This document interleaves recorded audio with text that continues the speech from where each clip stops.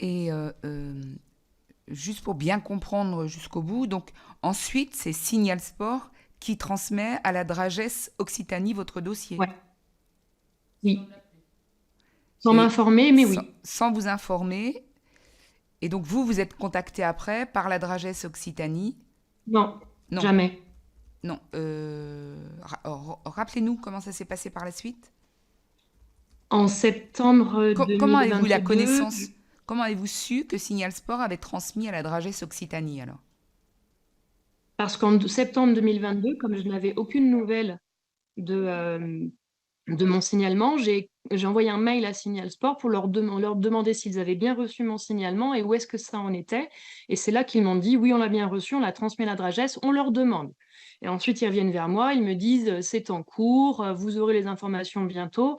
Et c'est suite à ma relance que j'apprends en octobre 2022 que mon signalement a été transmis et qu'il est dans les mains du CTR, dans les mains du vice-président, qu'il est dans les mains du partenaire et ancien supérieur hiérarchique du CTR. Et là, pour moi, c'est un moment extrêmement angoissant.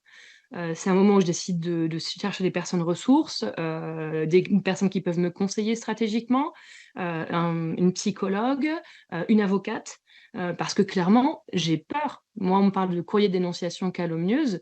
Mon signalement, je me demande jusqu'où il est parti. Parce qu'en fait, à partir du moment où il est diffusé comme ça, enfin, il y a aucune confidentialité, il y a les noms de toutes les victimes dedans. Moi, je n'avais pas contacté ces jeunes femmes parce que je ne les connaissais pas et que ça me semblait inapproprié, indélicat de les contacter. Je me disais, il faut laisser quelqu'un qui est professionnel, qui est formé, qui sait faire, qui va les interroger vraiment pour un recueil de paroles de victimes et pour enquêter, pour savoir quelle est la part des choses. Est-ce qu'elles sont anorexiques parce que dans leur vie personnelle, hors du sport, il s'est passé quelque chose? Est-ce qu'il y a un problème dans leur structure? Est-ce que c'est lié à telle personne? Est-ce que c'est lié à telle autre, etc., etc.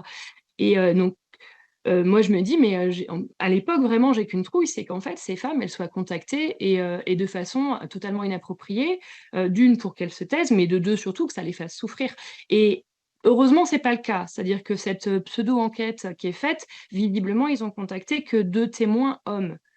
Donc, c'est quelque part, c'est un soulagement pour moi, c'est de me dire au moins, ils sont pas les remuer le couteau dans la plaie du côté de ces jeunes femmes.